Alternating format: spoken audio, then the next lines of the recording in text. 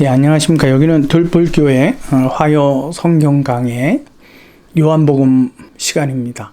지금 주일은 세 복음서 마태, 마가, 누가복음을 함께 보는 시간을 갖고, 그래서 신약 성경에서는 이제 화요 신간에 요한복음을 보기로 했습니다. 좀 마음이 급하다 보니까 성경 강해 시간을 자꾸 늘려갑니다. 오늘 같이 나눌 말씀은 요한복음 1장 1절에서 5절까지 말씀입니다. 요한복음의 그 서신의 서원에 관한 부분입니다. 여러분 너무 잘 아시고 계시죠? 태초에 말씀이 계시니라. 이 말씀이 하나님과 함께 계셨으니 이 말씀은 곧 하나님이시라. 그가 태초에 하나님과 함께 계셨고 만물이 그로 말미암아 지은 바 되었으니 지은 것이 하나도 그가 없이는 된 것이 없느니라. 태초에 말씀이 계셨고 그 말씀은 하나님과 함께 계셨고 그 말씀은 곧 하나님이시고 또 만물이 그로 말미암아 지은 바 되었고 4절 그 안에 생명이 있으니 이 생명은 사람들의 빛이었고, 문제는 그 빛이 어두움, 하나님이 없던 곳에 등장을 했더니 그 어두움이 깨닫지 못했다라는 것을 지적하고 있습니다. 여러분, 이 본문은 기록면으로는 적지만 내용에 있어서는 결코 적지 않습니다. 그리고 이 요한복음의 서신을 이해하지 못하면 나머지 부분에 있어서도 조금 정확한 이해를 하지 못할 수도 있습니다. 그렇기 때문에 이 1절로부터 5절까지 말씀을 기억하고 정확하게 이해하는 것은 매우 중요합니다. 그래서 믿음의 성도는 이 부분에 주목을 해야만 합니다. 요한복음은 대체적으로 헬라적 정신, 문화, 또 언어의 습관 이러한 부분들이 포함이 되어 있습니다. 그렇기 때문에 여러분들이 이 부분에 있어서 조금은 생각을 해야 하고, 바울도 마찬가지입니다. 그래서 바울은 자신의 서신 중에 뭐라고 기록하느냐면 유대인들은 표적을 구하고 헬라인은 지식을 구한다 그랬습니다. 그렇기 때문에 요한복음과 또 바울의 여러 서신들에는 이 지혜와 지식에 관하여서 좀 더 중심을 두어서 그 표현을 빌어오는 부분들이 있습니다. 그러니까 여러분들이 이 개념을 보다 더 상징적인 의미에서 잘 이해할 수 있어야만 합니다. 그러므로 바울의 서신, 유대인에게 보냈던 그 서신과 이방인들에게 보냈던 그 서신, 또 요한복음에는 이방인적 요소와 헬라적 요소와 또 히브리적 요소가 잘 신앙 안에서 배합되었다라는 사실을 먼저 말씀을 드립니다. 자, 먼저 1절부터 봅니다. 태초에 말씀이 계시니라. 이 말씀이 하나님과 함께 계셨으니 이 말씀은 곧 하나님이시라. 굉장히 상징적인 표현을 하는 겁니다. 여러분, 여기에서 단적인 한 가지 이야기를 합니다. 여기에서 이야기하는 말씀이라고 하는 것은 기록된 책을 의미하지 않습니다. 즉, 성경책을 말씀이라고 이야기하는 것이 아니라 하나님의 그 자체를 말씀이라고 했는데 헬라어에서는 이것을 로고스로 이야기합니다. 그 로고스라는 것에는 그냥 사람이 말을 하는 말의 행위적 동사의 뜻으로 쓰이기도 하지만 그 로고스 안에는 어떠한 힘을 포함한 인격성을 가지고 있는 아주 특수한 목적으로 쓰이기도 합니다. 여기가 바로 그 말씀으로 기록된 부분입니다. 그래서 영어 성경에도 보게 되면 word라는 뜻이 있지만 the word라고 해서 특별히 이것을 한정적으로 쓰여지고 있는 겁니다. 그러니까 이 부분이 성경에 기록된 성경책 말씀 이것이 아니다라고 하는 겁니다. 이것은 굉장히 특수한 대명사로 쓰여진 것입니다. 그래서 요한이 말하는 그 말씀에는 절대적 생명력과 창조의 능력, 그 힘을 포함한 하나님에 대한 또 다른 표현입니다. 여러분, 창세기 1장에 하나님께서 어떻게 하셨죠? 무엇을 통해서 온 우주를 창조하셨습니까? 말씀을 통해서 창조하셨습니다. 그 말씀의 능력과 힘을 the word, 즉 말씀이라고 기록을 한 겁니다. 하나님께서는 빛이 있으라 말씀을 하셨죠. 어떠한 하나님으로부터 표현이 나타났다라는 겁니다. 근데 그 표현에는 능력이 있어서 우주를 창조하신 겁니다. 그래서 그로 말미암아 만물이 창조되었다라고 요한은 설명을 하고 있습니다. 여러분들이 말씀이라고 하니까 성경책으로 직접 연결지어서 이퀄로 이해를 하면 안 됩니다. 그렇게 되면 예수 그리스도가 곧 뭐가 되십니까? 성경책이 되어버리는 겁니다. 그러니까 이러한 오해는 여러분들이 조금 주의해야 하는 상징적인 표현입니다. 성경이라는 것은 다시 한번 말씀드립니다. 하나님께서 원죄의 사람은 이제 더 이상 하나님을 에덴 동산으로부터 하나님 앞에서 쫓겨남을 받은 그 아담과 하와의 자손들은 하나님으로부터 모든 것이 제한되어지고 차단이 되었습니다. 그래서 사람 스스로는 아담은 하나님이 동산에 계시는지 계시지 않는지 그는 이미 감각적으로 혹은 그 걸음의 소리를 듣고도 그는 짐작할 수 있었지만 그 이후의 사람은 이거를 이해하지 못합니다. 그래서 욥기서 같은 경우는 하나님께서 내 우편에 일하시나 좌편에 일하시나 내가 깨닫지 못한다라고 이야기하는 겁니다. 인간은 하나님을 볼 수도 없고 스스로 찾을 수 있는 이해력도 갖지 못하게 된 겁니다. 그래서 하나님께서는 하나님을 알려주는 통로로서 혹은 만원경으로서 성경을 사람에게 기록하도록 남겨주신 겁니다. 그래서 만원경을 통해서 천체 만원경을 통해서는 우주의 별을 관찰하고 좀 더 그것과 가까이 다가설 수 있는 도구가 되는 것처럼 성경을 통해서 하나님을 실체의 하나님을 조금이라도 인간의 이성과 이해로서 접근할 수 있는 지식의 방편으로 그것을 허락해 주신 것이 바로 성경책입니다. 그래서 저는 이 부분에 있어서 만원경이라고 천체를 보는 만원경이라고 사람의 눈으로서는 감히 볼 수 없고 보여지지 않는 그 세계를 볼 수 있는 천체 만원경이라고 저는 그렇게 표현을 합니다. 그러나 그 말씀은 예수님이신 그 말씀은 또한 하나님과 함께 계셨고 하나님이시지만 그 안에 빛이라고 이 빛도 사람이 이해할 수 있는 물리적인 빛과 어두움이라고 생각할 수 없습니다. 왜냐하면요, 이게 물리적인 빛이라고 한다면 그 어두운 상태의 빛이 가게 되면 이 어두움은 물러나져야 되는 거예요. 사라져야 되는 거예요. 그렇게 설명이 가능하잖아요. 근데 요한은 이 부분에서 뭐라고 얘기하냐면 깨닫지 못한다라고 이야기를 하고 있어요. 그 깨닫지 못한다라는 것은 무엇인가 어떠한 상징적인 표현이고 어두움도 마찬가지입니다. 어두움의 세계를 우리는 조금 더 우리의 상상력을 통해서 성경 전체의 내용을 통해서 유추해내어야 합니다. 사망과 어두움에 앉은 백성이라고 이사야 선지자는 표현하고 있듯이 그 세계 가운데 그리스도가 임재하셨다라고 하는 이야기를 우리는 생각할 수 있습니다. 자요.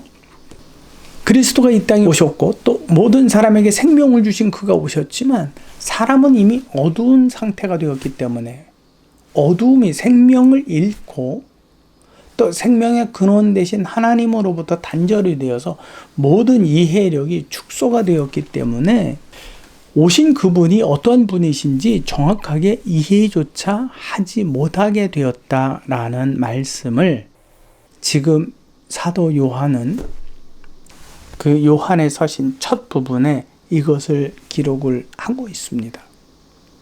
왜 이것을 기록을 하게 되느냐 하면 아무도 알지 못하기 때문에 빛이 오셨는데 하나님인 빛이 하나님인 예수께서 하나님인 사람에게 생명을 주신 그 능력이 오셨는데 이 세상은 이미 이해력으로 이성적으로 완전히 닫혔고 단절이 되었기 때문에 깨닫지 못한다라는 거죠.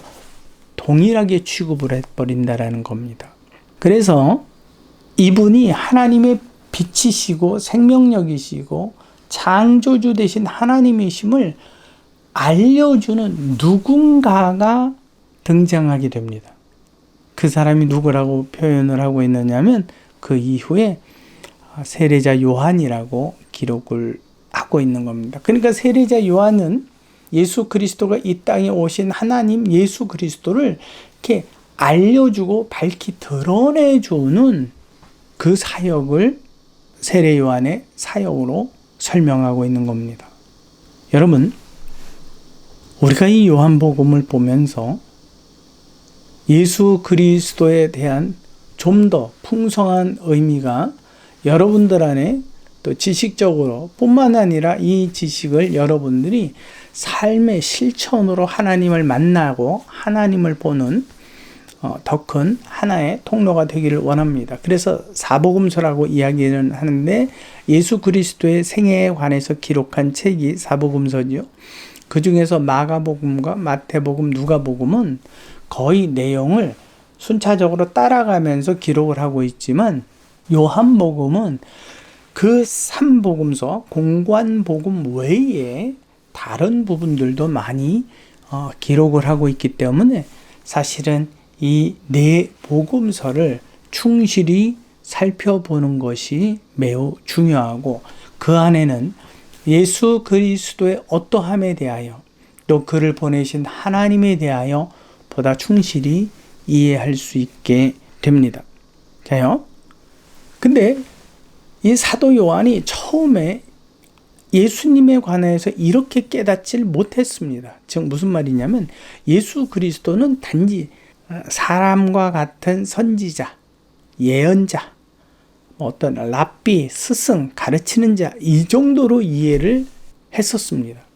근데 사도행전 2장에 보게 되면 성령의 초림 사건을 경험하잖아요. 그 성령의 초림 사건을 통해서 그가 하나님을 이해하는데 사람이 이해하는 이성의 부분을 넘어서 그 영의 세계를 그가 감각적으로 깨닫게 됩니다.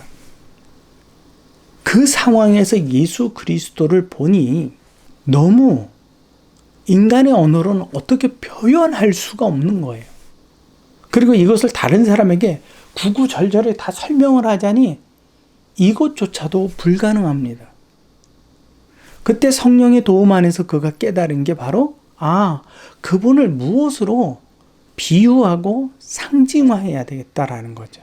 그게 말씀이고 그것이 생명이고 그것이 빛이었다라는 겁니다.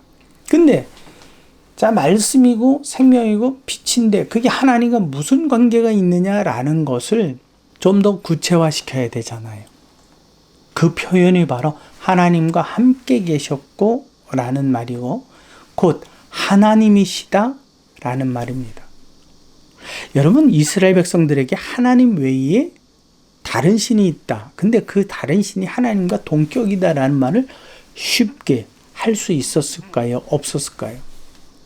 그러다 보니까 요한이 하나님에 대해서 즉 예수 그리스도의 하나님 되심을 그는 깨달았지만 이것을 쉽게 또 함부로 그들에게 가르쳤다가는 오히려 그들이 그 배움조차도 완전히 처음에 들어보지도 않고 거부할 수도 있으니까 좀 더 성령의 도움을 받아서 지혜롭게 설명한 이 요한복음의 서원을 여러분들이 보다 잘 이해하시기 바랍니다. 그래서 자신이 알고 있는 최고의 표현으로 말씀이고 그 말씀이 하나님과 함께 계셨고 곧 하나님이라고 아주 조심스럽게 표현한 겁니다. 여러분, 우리는 그리스도를 어떻게 생각합니까? 우리에게 생명을 주신 분? 우리에게 빛이 되시는 분? 그렇다면 그와 상대가 되는 나는 어둠이라는 사실을 여러분 인정하십니까?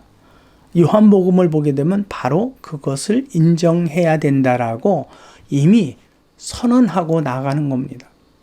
빛이 왔는데 이가 빛인지 빛이 아닌지 어둠인지 어둠이 아닌지 안다고요? 모른다고요? 모른다고.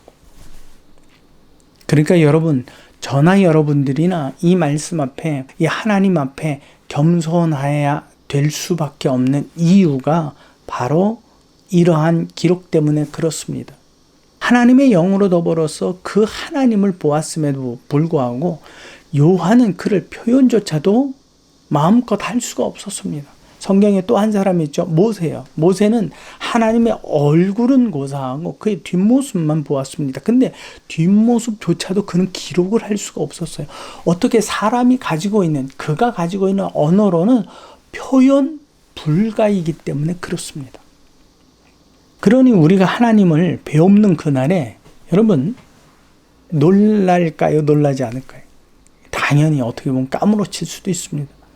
그래서 그냥 성경의 기자는 그와 함께 영원토록 거한다라고 단순화시켜서 기록을 하기도 합니다. 여러분, 이 땅에 오신 예수 그리스도, 그분과 대조되는 나, 또 온 세상은 깨달음이 있다고요? 없다고요? 없다고요. 빛이라고 빛이 아니라고요? 빛이 아니라고요. 그러니 믿는다고요? 안 믿는다고요? 안 믿는다고요. 이게 정상적이라는 사실입니다.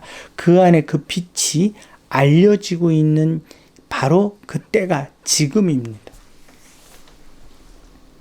그래서 많은 사람들은 예수 그리스도를 쉽게 믿지 않습니다. 어떤 분이 그 말씀을 하시더라고요. 설교 중에. 기도한다라는 것조차도 사실은 그게 사람의 힘으로 되는 게 아니라고. 사람의 힘으로 되지 않는다고까지만 말씀하셨지만 그 내용에는 뭐냐면 성령의 도움 없이는 기도, 주여, 아버지, 믿습니다. 이게 사람의 마음대로 되어지는 것이 아니라고. 난 마음대로 할 수 있는데 여러분 하나님께서 인정하실 만큼 반드시 성령의 도움을 받아야지만 바로 예수 그리스도가 말씀이시고 하나님이시고 생명력이시고 또 빛이심을 요한이 이렇게 표현할 수 있는 것은 그가 예수 그리스도를 육체로 뿐만 아니라 영으로도 만났지만 그가 깨달음을 준 것은 성령의 도움을 받았기 때문이라는 것입니다. 여러분들도 예수 그리스도의 이 땅에 오신 사람의 모습으로 오신 그의 사역과 말씀을 통하고 또 영의 도움을 받아서 하나님의 영의 도움을 받아서 그분의 본질의 모습에까지 여러분들이 깨달음을 가져야 합니다. 그분의 육체로 계셨을 때의 모습과 그 말씀을 알고 나 말씀을 다 알았어 라고 이야기하면 안 돼요. 난 그리스도를 깨달았어 라고 이야기하지 못합니다. 그분은 인간이 가지고 있는 어떠한 언어로도 표현할 수가 없는 분입니다. 그 분 안에서 여러분들이 예수 그리스도를 우리 이제 본문을 통해서 보면서 하나님의 아들이 이 땅에 오셔서 어떠한 말씀을 하셨고 사람의 듣기에 어떠한 표현으로 쉽게 설명하셨는지를 우리 차근히 요한복음을 통해서 함께 생각하도록 하겠습니다. 오늘 결코 쉬운 내용은 아니지만 여러분들이 요한복음 1장 1절에서부터 5절까지 말씀을 반복해서 읽으시고 그 내용을 조금 더 여러분들이 생각하시기를 간절히 바라며 이 내용에서 여러분들이 쉽게 여러분들이 이해할 수 있는 말로 단정 짓지 않기를 진심으로 소망합니다. 내용이 어려웠죠? 어려운 내용이기 때문에 같이 있었던 사도 요한도 이렇게 표현이 어려운데 같이 있지도 못했던 제가 이거를 충분하게 설명한다라는 건 불가능하고요. 이 부분에서 제가 설명이 부족한 부분이 있습니다. 그것은 여러분들이 성령 하나님을 통해서 깨달아야지만 하는 남겨진 부분입니다. 수고하셨습니다. 여기는 들풀교에서 진행하는 화요 성경 강해 신약 성경 요한복음 1장 서원에 관한 부분이었습니다. 다음 시간에 계속해서 말씀을 나누고 생각하도록 하겠습니다. 수고하셨습니다.